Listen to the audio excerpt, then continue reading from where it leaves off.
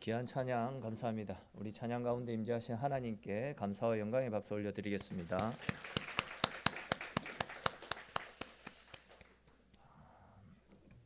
얼마 전 저녁 무렵이었는데 교회에 있는데 제 또래인 것 같았습니다. 제 또래인데 덩치가 정주영 집사님보다 더 컸던 분으로 기억하는데 밖에 이제 비가 살짝 오고 있는지 옷도 젖고 몸도 젖어 있더라고요. 잠시 같이 서 있는데 술 냄새가 코를 찌르고 또 며칠 동안 씻지를 않아서 그런지 개쾌한 냄새가 계속 배어 오더라고요. 그래서 제가 이제 그분에게 어떻게 오셨습니까? 라고 물어보니까 걸어서 왔는데요 라고 조금 삐딱하게 말씀을 하시더라고요. 그래서 제가 다시 무슨 일로 오셨냐라고 물어보니까 지나가던 길에 교회 간판이 있는 것도, 이런 곳에 교회 간판이 있는 것도 신기하고 또 목도 마르고 물이라도 한 잔 얻어 먹으려고 그렇게 찾아왔다라고 하시더라고요. 다른 이야기들은 다 각설하고 결론은 그분 집이 대전인데 일자리를 구하기 위해서 여기까지 내려왔는데 일도 못 구하고 또 돈도 다 떨어졌다라고 하면서 자기가 반드시 갚아줄 테니까 차비랑 밥을 먹을 돈을 좀 빌려달라라고 이야기를 하더라고요. 제가 우리 교회 와서 사역한 지 한 9년 정도 됐는데 지금까지 이제 이런 분들이 3번인가 4번 오셨는데 한결같이 레파토리가 다 똑같더라고요. 근데 이제 그분이 진짜인지 아닌지 제가 정확하게 알 수는 없는데 교회를 다니면서 이런 식으로 구걸을 하는 분들이 워낙 많이 있어가지고 의심이 들기도 했지만 우리 교회가 공장지대에 있어가지고 아무리 크게 소리를 질러도, 그러니까 아무리 음악을 크게 틀어놓고 아무리 기도 소리를 크게 질러도 주변에서 민원 하나 들어오지 않듯이 제가 위기를 느끼고 아무리 살려달라고 크게 소리를 지르고 도움을 요청해도 도와줄 사람이 없기 때문에 살짝 위기를 느꼈습니다. 그래서 이제 주머니를 살짝 만져보니까 지폐가 한 장 있더라고요. 제가 1,000원짜리 지폐를 한 장씩 여 다니거든요. 만약을 대비해 가지고 1,000원짜리 한 장씩 여 다니는데 그날도 이제 당연히 1,000원짜리 한 장이 있을 줄 알고 그 1,000원을 보여주면서 가진 것이 이것밖에 없다, 그렇게 이제 돌려 보낼 생각으로 꺼냈는데 하필 제가 줄 때 누구한테 돈을 빌려줬거든요. 근데 이제 그분이 다음 주일에 갚아주시겠다라고 이야기하시면서 돈을 갚아주셨는데, 근데 또 하필 수요일 때 오셔가지고 남의 돈은 빨리 갚아주는 것이 상책이다 하시면서 수요일 때 예정보다 일찍 돈을 저한테 갚아주셨거든요. 그래서 이제 저는 그 돈이 있는 줄도 생각도 못하고 당연히 1,000원짜리다라고 생각하고 꺼냈는데 노란색 지폐가 있는 겁니다. 노란색입니다. 노란색. 그분도 이제 그걸 봤기 때문에 목사가 돈이 없다라고 거짓말을 할 수도 없고 한숨이 절로 나왔지만 아무리 소리를 질러도 도와줄 사람이 없었기 때문에 그냥 그 돈을 그분한테 다 드리게 되었거든요. 여러분들이 오해하실까 봐 제가 말씀을 드리는데 제가 MBTI 성향이 F 성향입니다. 그리고 이제 또 목사이다 보니까 사랑을 실천하기 위해서 드린 거지 절대 삥 뜯긴 것이 아니거든요. 이제 그렇게 그분이 가시고 나서 이제 목양실에 앉아가지고 아이고 그래도 내가 5만 원 써가지고 천하보다도 귀한 한 사람에게 복음이라도 제시하지 않았나. 그렇게 이제 제가 했던 그 일에 대해서 한심스러웠지만 제 스스로 잘한 일이다라고 스스로를 위로했었던 그런 기억이 나거든요. 아무튼 그렇게 노숙인처럼 행색이 초라하고 술 냄새가 진동을 하는 상태에서 돈을 구걸하고 있는 그분을 보면서 옛날에 제가 그냥 막 인생을 포기한 채 막 살아갈 때 항상 어떻게 죽으면 잘 죽을 수 있을까 이런 것들을 고민하며 살아가고 있던 그 시절에 나를 교회로 이끌어준 그 친구를 만나지 못했다면, 또 내가 인격적으로 하나님을 경험하지 못했다라고 한다면 나도 저분처럼 저런 삶을 살고 있는 것은 아닐까, 이런 생각이 들었더랬습니다. 그렇게 되면 가정도 이루지 못했을 것이고 목사가 되어서 하나님 앞에 쓰임 받지도 못했을 것이고 어쩌면 이 세상에 존재하지도 못한 채 지옥의 불구덩이 속에서 살려달라고 울면서 소리 지르고 있지는 않을까 하는 그 생각과 함께 방황하던 시절 저에게 찾아와 주시고 또 저를 만나 주신 예수님과의 만남이 제 인생에 있어서 참 귀하고 가치 있고 가장 소중한 만남이었다라는 그런 생각이 들었더랬습니다. 저뿐만이 아니라 여러분들 모두도 지나온 여러분들의 삶 가운데서 예수님과의 만남이 여러분들의 인생 가운데서 가장 귀하고 복된 만남임을 믿으시기를 축원합니다. 그렇습니다. 여러분, 우리는 주님과의 최고의 만남을 통해서 새로운 삶을 살아가고 있는 하나님의 백성들입니다. 예수님을 만난 여러분들의 인생길을 하나님께서 생명의 길로, 평안의 길로, 영생의 길로 이끌어 가실 것입니다. 그러므로 여러분, 나에게 든든한 백이 없다고, 연줄이 없다라고 해서 그것 때문에 낙심하지 마십시오. 우리에게는 세상의 주인 되시고 만왕의 왕이 되시는 예수님이 계시지 않습니까? 하나님께서 우리 인생을 책임져 주시고 높여 주시면 우리 인생 가운데서 어떤 일이 일어나게 될지 아무도 모릅니다. 무엇보다도 하나님께서 앞으로 우리의 인생 가운데 우리와 함께 하시며 동행하시면서 우리의 인생의 최고의 순간들을 날마다 새롭게 써내려 갈 수 있도록 하늘의 복으로 풍성하게 채워주실 것입니다. 이런 믿음과 이런 확신을 가지고 우리를 만나주신 하나님 앞에 감사하면서 또한 앞으로 우리를 통하여서 크고 위대한 일들을 이루어 가실 하나님을 믿는 믿음으로 날마다 주님 안에서 믿음 가운데 살아가는 저와 여러분들의 인생이 될 수 있기를 주님의 이름으로 축원합니다. 사실 오늘 말씀이 이렇게 주님을 만난 인생이 얼마나 복되고 귀한 인생인지를 가르쳐 주시는 말씀이 오늘 본문 가운데 나타납니다. 우리 오늘 본문 1절 2절 말씀 다시 한번 읽겠습니다. 제9시 기도 시간에 베드로와 요한이 성전에 올라갈새 나면서 못 걷게 된 이를 사람들이 메고 오니 이는 성전에 들어가는 사람들에게 구걸하기 위하여 날마다 미문이라는 성전문에 드는 자라. 아멘. 오늘 말씀에 나타나고 있듯이 베드로와 요한이 제9시 기도 시간에 기도를 드리기 위해 성전에 올라갔다가 나면서부터 걷지 못했던 안진뱅이를 만나게 됩니다. 근데 이제 말씀을 자세히 보시면 성전 문에 앉아 있는 이 사람은 나면서부터 걷지를 못했기 때문에 사람들이 그를 메고 와서 성전 문에 두었다라고 말씀하고 있습니다. 근데 이제 이렇게 사람들이 이 안전뱅이를 메고 와서 성전에 두는 이유는 단 한 가지 이유입니다. 성전에 들어가서 하나님 앞에 기도하는 사람들의 동정심을 유발해서 동전 몇 푼이라도 얻게 해서 생계를 유지할 수 있게끔 일종의 배려 차원에서 그를 성전 미문에 앉혀 놓았던 겁니다. 근데 딱 봐도 누가 봐도 이 사람은 불쌍한 사람입니다. 나면서부터 걷지를 못했다. 이 이야기는 본인이 어떤 잘못을 저질렀던 것도 아니고 사고로 그렇게 되었던 것도 아니고 진짜 처음부터 그렇게 된 것이죠. 인간적인 관점으로 이 사람을 바라보면 참 불행한 사람입니다. 진짜 불쌍한 인생이다 할 수 있습니다. 더군다나 이 사람의 인생을 더욱더 비참하게 만든 것이 무엇이었냐면 당시 이스라엘 사람들 생각 속에는 걷지 못하거나 보지 못하거나 아니면 몸에 어떤 장애가 있거나 가난해서 먹을 것이 없고 돈이 없는 사람들, 이런 사람들은 그들의 부모나 그들이 하나님 앞에 큰 죄를 지었기 때문에 그 죄의 대가로 저주를 받아서 그들에게 장애가 아니면 이런저런 문제가 있는 것이다. 사람들은 그런 인식을 가지고 있었더랬습니다. 즉 몸이 불편해서 제대로 걷지 못하는 것도 서러운 판인데 사람들은 이런 그를 죄인 취급하며 100이면 100 전부 다 자기를 경멸하는 눈으로 쳐다보고 그 사람 가까이에 가지 않고 있으니까 외롭게 떨어져 있는 사람들로부터 인간 취급받지 못하는 그 서러움이 더 마음 아프게 하고 있었습니다.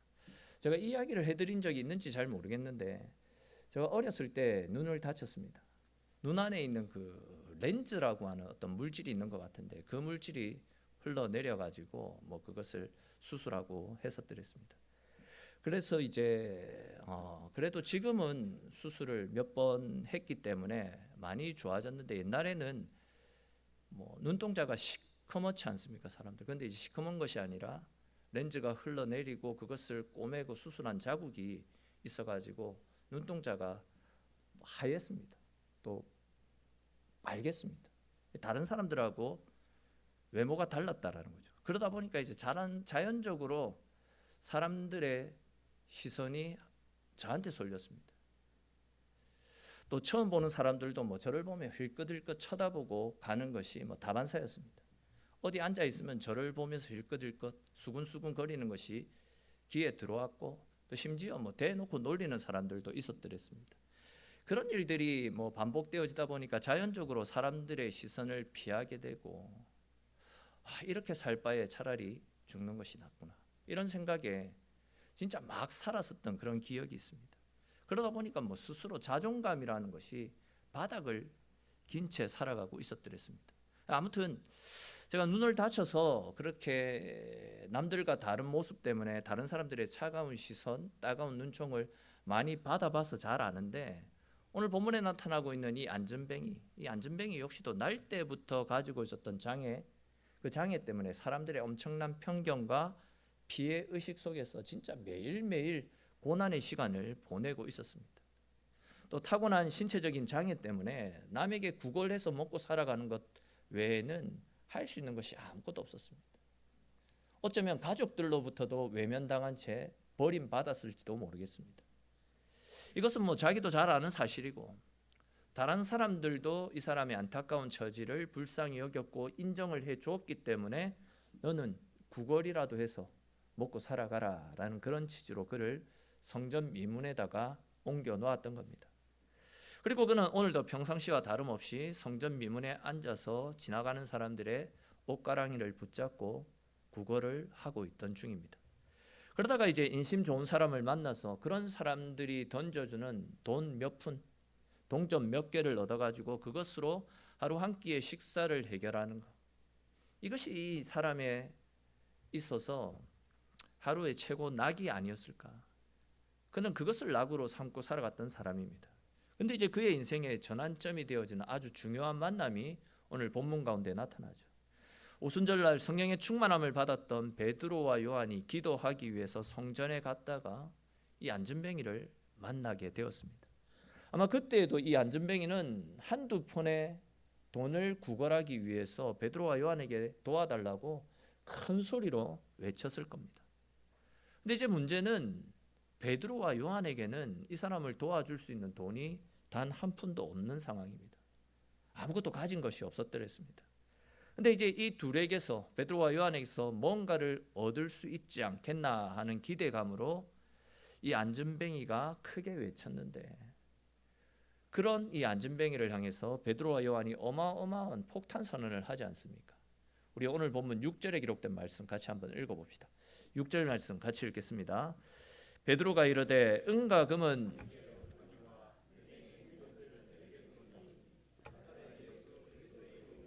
일어나 걸으라 하고. 아멘. 자, 여러분 한번 생각을 해보십시다.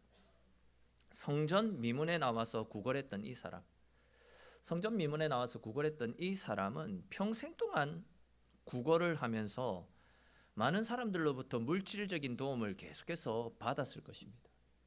지속적인 필요를 충족받았다는 거죠. 그런데도 어떻습니까? 그의 궁핍함의 문제는 전혀 해결되지 않았습니다. 매일매일 원조를 받았음에도 불구하고 그는 계속 궁핍했습니다. 그리고 똑같은 문제를 가지고 또다시 성전에 나와서 구걸을 하고 있던 상황입니다. 그런데 이제 베드로와 요한은 은과 금은 내게 없다. 즉 그 사람이 요구했던 은과 금은 그들에게 없었지만 그들이 가지고 있었던 예수님의 이름을 이 안전뱅이에게 선물했습니다. 그 결과 이 안전뱅이는 더 이상 동냥을 하지도 않아도 되는 상황이 찾아오지 않았습니까? 은과 금으로 해결되어지지 않았던 문제가 항상 은과 금을 통해서 그들의 필요를 채웠는데, 자기의 필요를 채웠는데, 계속해서 똑같은 문제를 안고 성전에 나왔는데, 이번에는 자기가 원하지 않았던 예수의 이름을 선물로 받았는데, 예수의 이름을 통해서 그가 가지고 있었던 모든 문제가, 궁핍함의 문제가 근원적으로 다 해결되어지는 것을 볼 수 있습니다. 그렇습니다, 여러분. 예수님의 이름에 능력이 있음을 믿으시기를 축원합니다. 그리고 그 능력의 이름 예수님을 담대하게, 당당하게 자신 있게 선포할 수 있기를 바랍니다.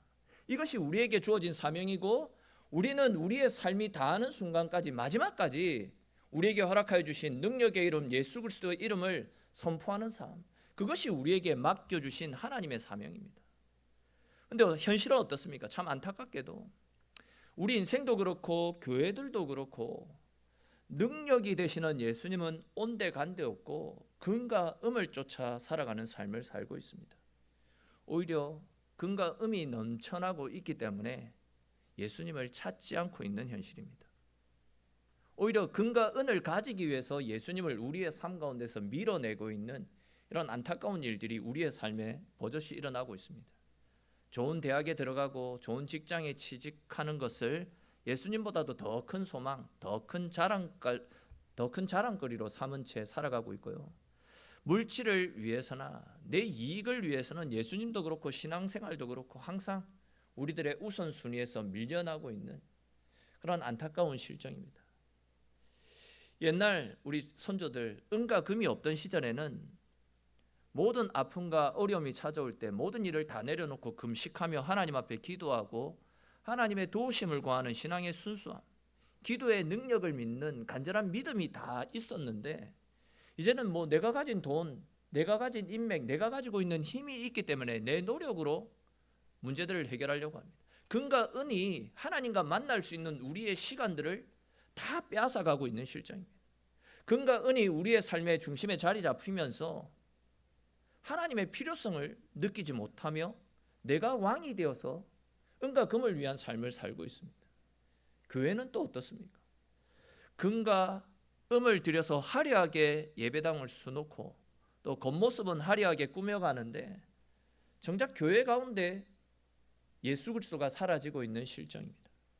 교회의 자랑이 무엇입니까? 교회를 세워가는 밑거름이 무엇입니까?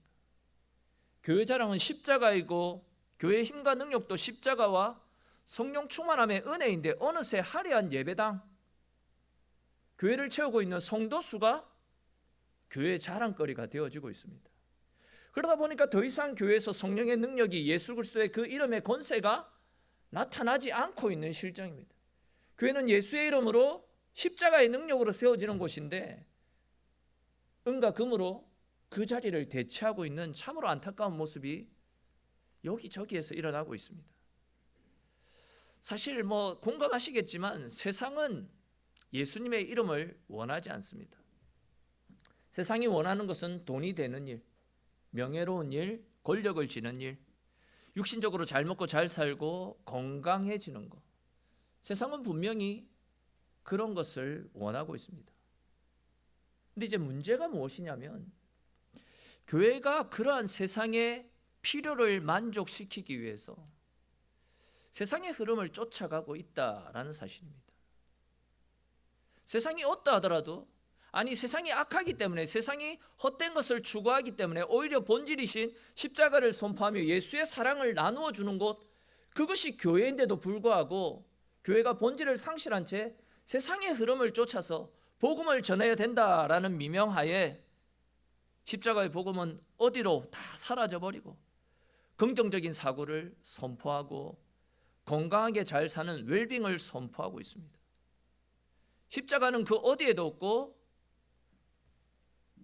복지사역이, 문화사역이 교회의 중심을 차지하고 있는 주객 전도되어진 그런 일들이 많이 일어나고 있습니다. 교회가 세상의 눈치를 보느라고 십자가와 예수님은 다 사라지고 온통 세상의 원리로 채워져 가고 있는 이런 안타까운 일들이 여기저기에서 일어나고 있는 실정입니다.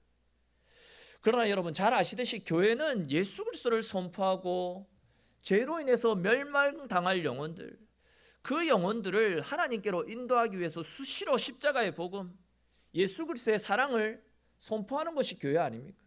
슬픈 마음 당한 사람들, 몸과 영혼이 지친 사람들, 수고하고 무거운 짐진 사람들에게 예수의 이름을 증거해서 주님 안에서의 참된 평안과 안식, 주님 안에서의 영원한 쉼을 선포하는 것, 그 사랑을 나눠주는 것이 교회 아니겠습니까? 그 일을 위해서 교회가 세워져 가야 될 줄로 믿으시기를 바랍니다. 그것이 교회의 사명이고 우리가 하나님 앞에 서는 순간까지 우리가 감당해야 될, 우리에게 맡겨주신 사명 아니겠습니까? 우리 교회가 하나님께서 교회에게 맡겨주신 이 거룩한 사명을 따라 영육간에 지쳐서 예수의 생명이 필요한 사람들과 길을 잃고 방황하는 모든 사람들에게 예수님의 은혜로 쉼과 안식을 가져다 주는 주님이 기뻐하시는 건강한 교회로 세워질 수 있기를 축원합니다. 오직 예수님만 전하고 예수님만 자랑하고 예수 그리스도의 말씀 위에 아름답고 건강하게 세워지는 저와 여러분들 그리고 우리 교회 될 수 있기를 주님의 이름으로 축원합니다. 자, 그런데 우리 또 잠시 한번 생각해 볼 문제가 있는데, 사실 베드로도 인생을 살아가면서 유대인들의 절기 3대 절기 때 1년에 최소 3번은 이 성전을 왔다 갔다 했을 것입니다. 또 이제 십자가 사건 이후에 제자들이 예루살렘에 머물지 않습니까? 그리고 오늘 본문에서도 알 수 있듯이 그들은 예루살렘에 머물면서 늘 하던 대로 기도의 습관을 따라 성전을 왔다 갔다 했었더랬습니다. 그러니까 이제 베드로는 지금까지 셀 수도 없을 만큼 성전에 왔다 갔다 했었다라는 거죠. 그런데 오늘 말씀해 보시면 이 안진뱅이는 날마다 그 하던 대로 그 자리에 앉아서 구걸을 하고 있었다라는 겁니다. 그러니까 오늘뿐만이 아니라 베드로와 요한의 눈에 계속해서 이 안진뱅이가 구걸을 하고 있었다라는 겁니다. 오늘뿐만 아니라 그 전부터.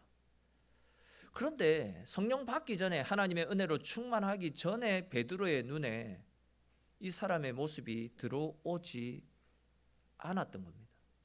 혹 그를 봤다 하더라도 굉장히 냉소적으로 봤을 것이고, 나와는 상관없는 일이다, 저 사람은 하나님께 저주받은 사람이다, 이런 모멸적인 시선을 가지고 그 사람을 쳐다봤을 수도 있을 겁니다. 근데 이제 지금의 베드로와 요한은 보는 눈이 완전히 달랐습니다. 이전에는 나와 상관없는 사람이다 라고 생각하고 아무렇지도 않게 그냥 훅 지나쳤던 사람들이 이제는 자기 눈에 밟히기 시작했습니다. 그 안진뱅이를 보고, 구걸하고 있는 그 사람을 보고 그냥 지나칠 수가 없었습니다. 즉 지금 베드로는 육신의 질병으로 고통받고 있는 사람, 또 더러운 귀신이 들려서 정신이 나간 사람, 이런 사람들을 불쌍히 여기시는 하나님의 마음으로 이 안진뱅이를 바라보았던 겁니다. 또한 이 안진뱅이가 그동안 겪었을 편견과 모욕, 아픔과 고통이 그의 마음속 깊은 곳으로 느껴지게 되었던 거죠. 그래서 이제 그 사람을 돕지 않고서는 견딜 수가 없었습니다. 이에 베드로와 요한은 성전 미문에 앉아있던 그 안진뱅이를 예수의 이름으로 일어나 걸어라 라는 기도와 함께 이 안진뱅이를 고쳐주었습니다. 근데 여러분, 우리도 가만히 살아가다 보면요, 이전에는 우리가 그냥 지나치고, 이전에는 아무렇지도 않게 생각했던 일들이 은혜가 충만해지고 또 예수 믿고 나서 우리의 마음에 거룩한 부담감으로 다가오고 우리의 눈에 계속해서 밟히는 어떤 일들이 분명히 있을 것입니다. 어떤 사람은 개척교회를 보면 마음이 무거워지고 견딜 수가 없어서 계속해서 기도하게 되고 섬기는 분이 있습니다. 또 어떤 분들은 해외 선교지를 보면 마음이 무거워지고 그분을 돕고 싶은 마음이 생기고, 또 어떤 사람은 주일학교 학생들을 보면, 청년들을 보면, 청소년들을 보면 그런 마음이 생기고, 또 어떤 분들은 새가족들을 보면 그런 마음들이 생겨서 도움을 주고 싶고 섬기고 싶은 마음들이 생겨날 것입니다. 아마 여러분들도 예수님을 믿고 나서 교회를 섬기던 중에나 아니면 신앙생활을 하시는 중에 그냥 지나칠 수 없고, 이전에는 그냥 지나쳤었는데, 이전에는 눈에 들어오지 않았는데 믿음이 생기고 예수님을 믿고 나서 갑작스럽게 눈에 들어오고 그냥 지나칠 수 없고 마음에 큰 어떤 부담들이 생겨나는 일들이 분명히 있을 것입니다. 그런데 이제 그런 일들은 거의 대부분 하나님께서 나를 통해서 이루어 가실, 하나님이 나에게 주실 비전일 가능성이 굉장히 큽니다. 즉 네가 나의 손과 발이 되어서 그를 치유하고 그를 일으켜줘라 라는 겁니다. 하나님이 어떤 일들을 계획하고 계시는데 하나님은 사람을 통해서 그 일들을 이루어 가시잖아요. 나에게 주시는 그 부담감들이 하나님이 계획하고 준비하시는 그 일들을 나를 보고 감당하라고, 내가 주님의 손과 발이 되어서 그 일을 감당하게 하시려고 하나님이 우리에게 주시는 부담감일 가능성이 크다라는 겁니다. 하나님이 우리에게 그런 마음들, 이전에 보이지 않았던 것을 보이게 하시고 이전에 하지 않았던 일들이 내가 해야 된다라는 이런 거룩한 부담감이 생길 때에 우리는 그 거룩한 부담감 앞에서 망설이지 마시고 주저하지 마시고 믿음으로 감당할 수 있기를 바랍니다. 하나님께서는 우리 속에 있는 열정들을 귀하게 보시고 우리를 통하여서도 지금도 살아 역사하시는 하나님의 능력들을 보여주실 것입니다. 지금도 하나님은 당신의 나라를 세워가시기 위해서 하나님의 복음을 선포하고 하나님의 영광을 드러내기 위해서 많은 계획들을 하고 계시는데 그 일을 섬길 믿음의 사람들을 찾고 있는 중입니다. 저와 여러분들 모두가 하나님이 주시는 거룩한 부담감 앞에 주저하지 마시고 망설이지 마시고 주님 내가 여기 있습니다. 나를 사용해 주십시오 라는 그런 믿음의 고백으로 하나님 나라와 주의 영광 위해서 열심을 내시는 그리하여 하나님께 귀하게 쓰임받는 저와 여러분들의 인생이 될 수 있기를 주님의 이름으로 축원합니다. 계속 이어지는 말씀에 보시면 분명 안전뱅이는 동전 몇 푼을 얻기 위해서 구걸을 했는데 그에게 돌아온 것은 그가 기대한 것 이상으로 엄청난 은혜들을 누릴 수 있었습니다. 이것이 바로 하나님께서 우리에게 주시고자 하는 하나님의 은혜라 말씀드릴 수 있습니다. 다시 말해서 하나님이 우리에게 주시는 은혜는 우리가 상상하는 것 훨씬 그 이상의 은혜를 주시고 싶어 한다라는 겁니다. 그러므로 여러분 하나님 앞에 나아가실 때에는 하나님의 은혜를 제한하지 마십시오. 오늘은 이것을 위해서 기도해야지, 오늘은 이 정도의 축복을 위해서 기도해야지, 이것이 아니라 하나님 제 믿음보다도 훨씬 크고 훨씬 놀라운 하나님이 주실 수 있는 최고의 복들을, 최고의 은혜들을 나에게 허락해 주십시오라고 간절한 믿음을 가지고 하나님 앞에 부르짖어 보십시오. 우리가 크신 하나님과 언제나 좋은 것으로 우리의 삶을 채워주시는 하나님을 믿는 믿음으로 하나님 앞에 기도하며 하나님께 우리의 인생을 맡길 때에 하나님은 분명히 내가 기도하는 것보다도 더 큰 은혜들을 부어주시고 내가 상상하지도 못했던 더 큰 복들로 우리의 삶을 풍성하게 채워주실 것입니다. 언제나 이런 확신과 믿음을 가지고 간절히 하나님 앞에 부르짖고 기도하심을 통해서 하나님이 채워주시는 우리가 상상할 수도 없는 놀라운 은혜들로 가득히 채워지는 저와 여러분들의 삶이 될 수 있기를 주님의 이름으로 축원합니다. 이제 마지막으로 이 말씀만 살펴보고 말씀을 맺겠습니다. 우리 9절 10절에 기록된 말씀 같이 한번 읽도록 하겠습니다. 9절 10절 말씀입니다. 모든 백성이 그 걷는 것과 하나님을 찬송함을 보고 그가 본래 성전 미문에 앉아 구걸하던 사람인 줄 알고 그에게 일어난 일로 인하여 심히 놀랍게 여기며 놀라니라. 아멘. 자, 이 말씀을 자세히 보시면 이 사람이 걷게 된 것을 보며 많은 사람들이 놀라고 또 놀라는 것을 볼 수 있습니다. 근데 여러분 이 사람들이 이 안전뱅이를 보고 놀라는 이유가 무엇입니까? 분명 저 사람은 날 때부터 걷지를 못했던 사람인데 그런 그가 걷고 뛰면서 하나님을 찬송하는 모습을 보고 놀라지 않을 수가 없습니다. 항상 저 사람의 인생은 인상이 찌그러져 있고 뭔가를 얻고 싶은 갈망감에 허덕이고 있는데 이제는 예수님이 주신 은혜로 인해서 풍성하고 자기가 받은 그 사랑을 나누고 싶은 베풀고 싶은 마음이 그의 얼굴에 그의 인상에 묻어져 있기 때문에 그 모습을 보고 놀라지 않을 수가 없었던 겁니다. 그리고 실제로 이 사람이 회복되어지는 이 사건을 통해서 회개하고 뉘우치고 하나님 앞으로 돌아와서 세례를 받은 자들의 수가 5,000명이나 되어지는 하나님의 기적이 나타났습니다. 우리는 이 사실을 통해서 굉장히 중요한 사실을 하나 발견할 수 있습니다. 그것은 한 사람의 변화가 이렇게 많은 사람들을 생명의 길로 인도할 수 있다라는 사실입니다. 그렇기 때문에 한 사람이 변화되어지는 것이 굉장히 중요하다 할 수 있습니다. 잘 아시는 것처럼 이 사람은 유식한 사람도 부자도 영향력 있는 사람도 아닙니다. 표현이 그렇지만 별 볼 일 없는 사람입니다. 있어도 그만, 없어도 그만. 아니 오히려 없는 것이 이런 사람들을 편하게 해줄 수 있는, 민폐를 끼치지 않을 수 있는 그런 인생이었습니다. 그런데 어떻습니까? 이런 사람이 변화되어지니까 한꺼번에 5,000명이나 회개하고 돌아오는 기적이 나타나지 않습니까? 그렇습니다. 여러분, 이렇게 한 사람이 변하면 세상이 변화될 수 있습니다. 우리 교회가 변화되어져서 성령 충만함의 은혜가 넘쳐나고 주님이 살아있는 주님의 역사가 풍성한 교회로 변화되기 위해서도 많은 성도들이 필요한 것이 아닙니다. 정말 영적으로 깨어서 성령 충만함의 은혜를 경험하고 정말 그 누구보다도 하나님 사랑하고 하나님께 헌신된, 하나님만을 위해서 살아가는 헌신된 몇 사람만 있다 할지라도 그 사람을 통해서 우리 교회가 변화될 줄로 믿으시기를 바랍니다.